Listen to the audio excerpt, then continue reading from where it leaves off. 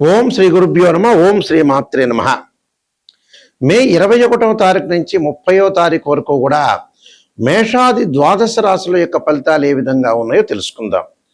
ప్రధానంగా గ్రహగతుల్ని మనం చూసినట్లయితే కుజుడు మేషరాశిలో, వృషభంలో రవి బుధులు, మిథునంలో శుక్ర గురువులు, అలానే కుంభంలో రాహు, మీనంలో శని, సింహంలో కేతు యొక్క సంచారం. ఈ గ్రహగతుల్ని మనం చూసినట్లయితే ప్రధానంగా మేషాది ద్వాదశ రాశుల వాళ్ళకి ఏ విధంగా ఉండబోతుంది, ఉద్యోగపరంగా, వ్యాపారపరంగా, ఆరోగ్యపరంగా, కోర్టు సమస్యలు, సంతానము, వివాహము, ప్రమాదాలు, అలానే నిరుద్యోగులకు ఉద్యోగ అవకాశాలు, అలానే వస్తువులు కొనుగోలు చేయటం, క్రయ విక్రయాలు, ఇలాంటి మొదలగునవన్నీ కూడా ఏ విధంగా ఉండబోతున్నాయి అంటే జీవితంలో ఎలాంటి సాధించబోతున్నాడు, ఎలాంటివి, దానిలో నెగిటివ్ ఏంది, పాజిటివ్ ఏంది, ఖచ్చితంగా జీవితంలో నెగిటివ్ తెలుసుకోవాల్సిన అవసరం ఖచ్చితంగా ఉంటుంది లైఫ్లో. ఆ నెగిటివ్ని మనం పాజిటివ్ చేసుకోవటం ఎలాగా అనేది ఆలోచన చేస్తేనే మన లైఫ్ అనేది ముందుకు వెళ్ళే అవకాశం ఖచ్చితంగా ఉంటుంది. ఎప్పుడు కూడా మనం పాజిటివ్ అనేది కాదు, ఇక్కడ పాజిటివ్ అనేది సహజంగా మీకు తెలిసిన విషయమే. కానీ నెగిటివ్ని పాజిటివ్ చేసుకొని మనం సూపర్ స్టార్స్ కావటం ఎలాగా అంటే శ్రేయ లోపం మెరుగుట పెద్ద విద్య, లోపం ఎరిగిన వాడే పూర్ణవుతాట. అంటే మన లోపాలని మనం సవరణ చేసుకొని ముందుకెళ్తే జీవితం అనేది సార్థకత అవుతుంది. అంటే పిల్లల యొక్క చదువులు, వాళ్ళ వివాహాలు, మన గ్రోత్, ఎకనామిక్ గ్రోత్, ఫైనాన్షియల్ పరంగా ఉండే డెవలప్మెంట్స్, ఫారిన్ కంట్రీస్కి వెళ్ళటం, ఇలాంటివన్నీ కూడా ఏమిటి, ఏ విధంగా ఉండబోతున్నాయి అంటే అనవసరమైన ఖర్చులు పెడుతున్నామా, అనవసరమైన బిజినెస్ చేస్తున్నామా, అలానే అనవసరంగా అధిక ప్రయాణాలు చేస్తున్నామా, అనవసరంగా వేరే వాళ్ళకి డబ్బులు ఇస్తున్నామా, ఫారెన్లో వెళ్ళి సెటిల్మెంట్ కాని వ్యక్తులు కూడా డబ్బులు ఖర్చు పెట్టి ఫారెన్కి వెళ్ళే అవకాశాలు ఉంటాయి. మరి ఇండియాలో ఉండటం మంచిదా, అబ్రాడ్ వెళ్ళటం మంచిదా? ఎక్కడ అనవసరమైన టైం వేస్ట్ చేసుకోకుండా, కాలయాపన చేసుకోకుండా లైఫ్ని కరెక్ట్ సమయంలో మనం లీడ్ చేసుకుని లైఫ్ని ఎన్హాన్స్ చేసుకొని మనం ముందుకెళ్తే మనం ఖచ్చితమైన మంచి రిజల్ట్స్ వచ్చే అవకాశాలు ఖచ్చితంగా ఉంటాయి.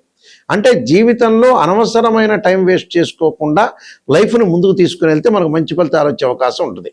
కాబట్టి ఈ 10 రోజుల పాటు ఏ విధంగా ఉండబోతుంది, ద్వాదశ రాశుల యొక్క ఫలితాలు తెలుసుకుందాం. మీనరాశి వారికి 10 రోజుల పాటు ఏ విధంగా ఉండబోతుంది. మీనరాశి వాళ్ళకి చతుర్థంలో శుక్రుడి యొక్క సంచారం వల్ల సుసంపన్నమైన కుటుంబం నుంచి అబ్బాయి కానీ అమ్మాయి కానీ రావటం, బంగారు నగలు, వస్తువులు, అలానే బ్యాంకు లోన్లు తీర్చే అవకాశాలు ఎక్కువగా ఉంటాయి. వీళ్ళు అప్పులు నుంచి కొంత బయటకు వచ్చే అవకాశాలు ఎక్కువగా ఉంటాయి. కాబట్టి కుటుంబ పరంగా ద్వితీయంలో కుజుడి వల్ల కుటుంబ పరంగా ఇబ్బందులు, ఫ్లాట్లు, ఇళ్ళు కొనుగోలు చేయలేకపోవటం, అలానే సరైన ఉద్యోగం లేక కొద్దిగా అనుకూలంగా లేక కొంత మానసికంగా వెదజెందే అవకాశాలు ఎక్కువ ఉంటాయి. అయితే ఆస్తి కోర్టు వివాదాలు అయితే మటుకు కొద్దిగా ముందుకు జరుగుతాయి. ఆధ్యాత్మిక చింతన పెరుగుతుంది, ఆశయ సాధనలో మిత్రుల యొక్క సహకారం ఉంటుంది. కొన్ని విషయాల్లో ఓర్పుతోటి ముందుకు వెళ్తేనే జీవితం సాధించే అవకాశం ఉంటుంది. ఆర్థిక పరంగా జాగ్రత్తగా ఉండి ముందుకు వెళ్ళాలి. సంబంధ బాంధవ్యాల విషయంలో కూడా చాలా జాగ్రత్త ఉండాలి. తీర్థయాత్రలు, పుణ్యక్షేత్రాలు తిరిగే అవకాశాలు ఎక్కువగా ఉంటాయి. విదేశాలకు వెళ్ళే అవకాశాలు కూడా కొంత రూట్ మ్యాప్ దొరికే అవకాశాలని ఖచ్చితంగా ఉంటాయి. నేను కొన్ని పరిహారాలు చెప్పబోతున్నా, ఆ పరిహారాలు పాటించడం. కానీ జన్మంలో శని ఉండటం, వ్యయంలో రాహు ఉండటం వల్ల ఆరోగ్యపరంగా ఇబ్బందులు రాకుండా, ఆకస్మికంగా ప్రయాణాలు చేసేటప్పుడు ప్రమాదాలు జరగకుండా చూసుకొని ముందుకు వెళ్ళాలి. నేను కొన్ని పరిహారాలు చెప్పబోతున్నా, ఆ పరిహారాలు మీరు పాటించడం మీకు మంచి జరిగే అవకాశాలు ఖచ్చితంగా ఉంటాయి. ప్రధానంగా ఏ గ్రహాలైతే మనకు బాగలేదో ఆయా గ్రహాలని ఆరాధన చేయటం చాలా ముఖ్యమైన విషయం. మనకి జాతకంలో మనోవేదనలు ఉన్నాయి అని అన్నప్పుడు చంద్రుడి యొక్క ఆరాధన చేయాలి. క్షీరపుత్రాయుధ్య అమృతతత్వాయ ధీమే తన్నో చంద్ర ప్రచోదయాత్ అనే మంత్రాన్ని, వీలైతే దధీశంక తుషారాభం క్షీరోధారణం సంభవం నమామి శశనము సోమం శంభురు ముకుట భూషణం అనే మంత్రాన్ని చక్కగా చదువుకోవాలి. అలానే ఉద్యోగపరంగా ఇబ్బందులు రావటం, ఆరోగ్యపరంగా ఇబ్బందులు కలుగుతున్నాయా, ఖచ్చితంగా సూర్య భగవాను ఆరాధన చేయాలి. సూర్య భగవాను ఆరాధన చేయాలంటే జిల్లేడు సమిధలతోటి హోమం చేయటం, అలానే సూర్యుడి యొక్క ఆరాధన చేయటం, ఉషాఛాయా సమేత సూర్యనారాయణ స్వామి యొక్క ఆరాధన చేయటం వల్ల మనకు మంచి ఫలితాలు వస్తాయి. అంటే నవగ్రహాల యొక్క ప్రదర్శన చేయటం, సూర్యుడికి దానిమ్మ రసంతో అభిషేకం చేయటం చాలా మంచిది. అంటే దానిమ్మ రసంతో చక్కగా సూర్యుడి యొక్క ఆరాధన చేయాలి. అప్పుడు ఆరోగ్యం బాగుంటుంది, ఉద్యోగపరంగా ఇబ్బందులు లేకుండా ఉంటాయి. అలానే కుజుడు వల్ల ప్రమాదం జరుగుతుందా, మన జాతకంలో కుజుడు బాగలేదా అంటే అంగారకుడిని ఆరాధన చేయాలి, సుబ్రహ్మణ్య స్వామి యొక్క ఆరాధన చేయాలి. తత్పురుషాయుధే మహాసేనాయుధీమే తన్నో షణ్ముఖ ప్రచోదయాత్ అనే మంత్రాన్ని చక్కగా చదువుకోవాలి. అలానే సుబ్రహ్మణ్య స్వామి యొక్క అష్టకము 2 జంట సర్పాలను దానం చేయాలి. బుధుడి వల్ల వ్యాపారపరంగా ఇబ్బందులు కలుగుతున్నాయా, బుద్ధి వికసించట్లేదా, జ్ఞానం అనేది పెరగట్లేదా, మనం చేసే పని ఏం చేస్తున్నాం అర్థం కాకుండా ఉంటుందా, అంటే బ్రెయిన్ మెచ్యూరిటీ వాల్యూస్ పెరగట్లేదా అంటే బుధుడి యొక్క ఆరాధన చేయాలి. ఇలాగ విష్ణు సహస్రనామాన్ని పారాయణం చేయటం ఒకటి, ఓం నమో నారాయణాయ నమః అనే అష్టాక్షరి మంత్రాన్ని బుధవారం రోజున చదువుకోవటం చాలా మంచిది. దాంతోపాటు పెసలు దానం చేయటం చాలా మంచిది.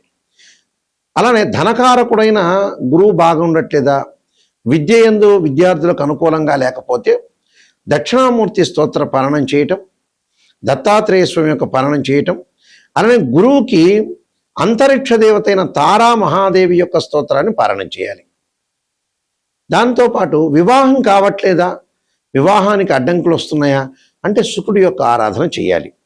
అంటే వివాహం కాని అమ్మాయిలు వరపాశుపతాశ్రుద్రాభిషేకం, అఘోర గౌరీ పాశుపతాశ్రుద్రాభిషేకం, అబ్బాయిలు కన్యా పాశుపతాశ్రుద్రాభిషేకం చేయాలి.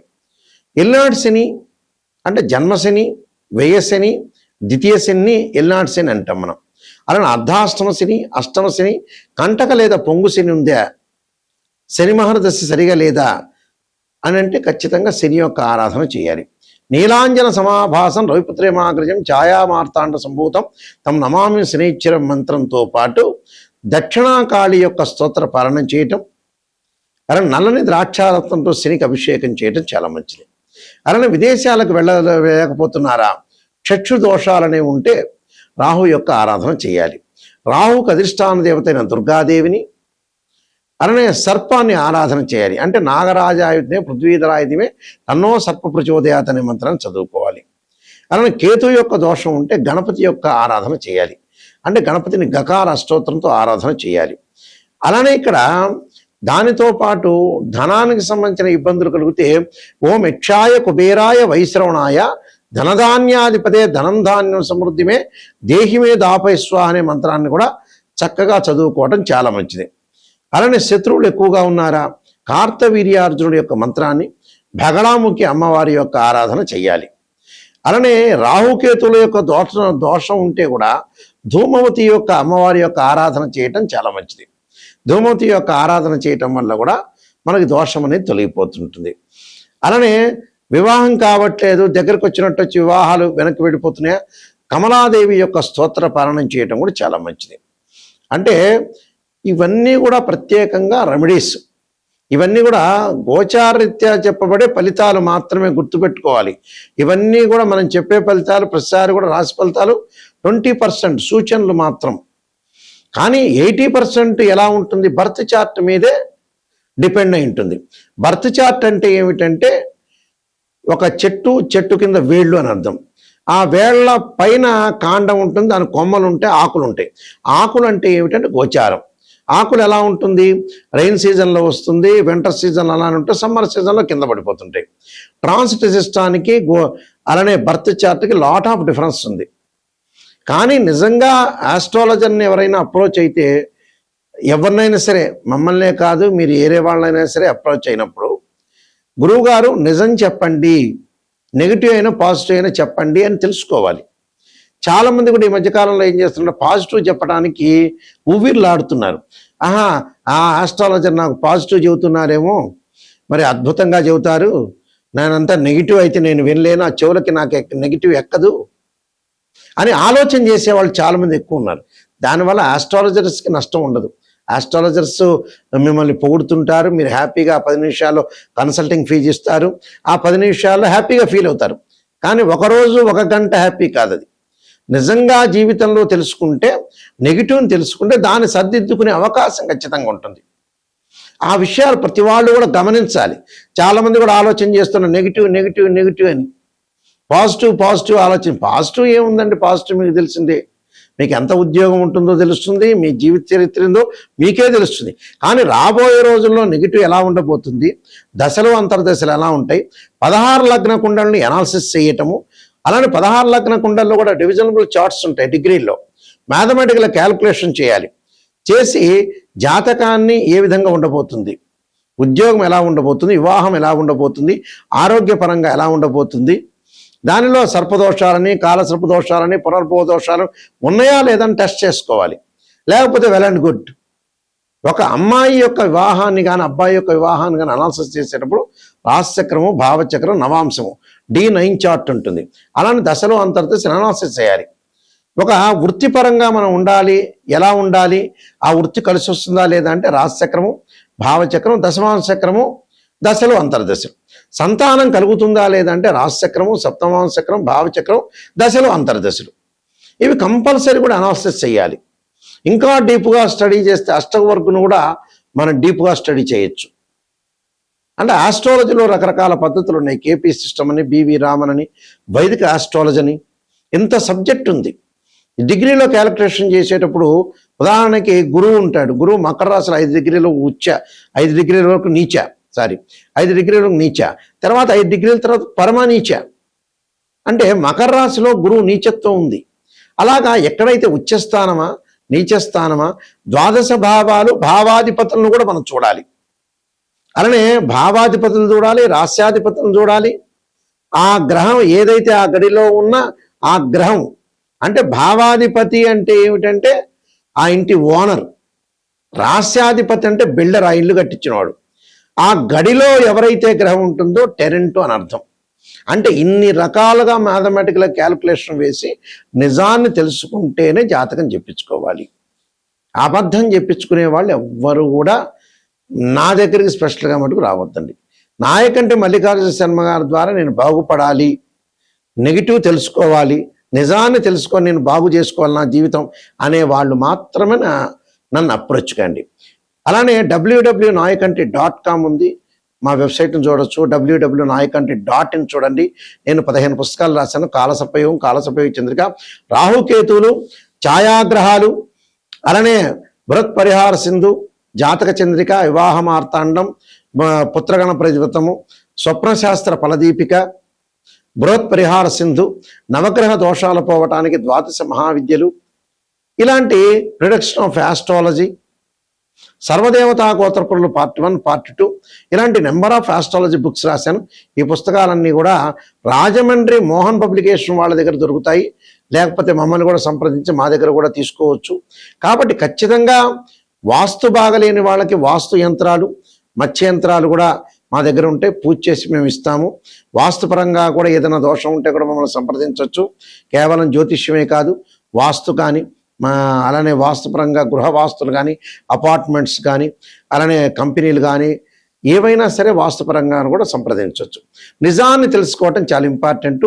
ఆ స్క్రీన్ మీద స్క్రోలింగ్ అవుతున్న నెంబర్ ఉంది, ఆ నెంబర్కి మీరు కాల్ చేయొచ్చు. డైరెక్ట్గా నా దగ్గరికి వస్తుంది ఆ కాలు. మీరు అన్నీ కూడా తెలుసుకొని, నిజాన్ని తెలుసుకొని ముందుకెళ్తే మీకు మంచి జరిగే అవకాశం ఉంటుంది. మీకు శ్రీ పరమేశ్వరుడి యొక్క కరుణాకటాక్షం ఉండాలని ఆశిస్తూ సర్వే జనా సుఖినో భవంతు.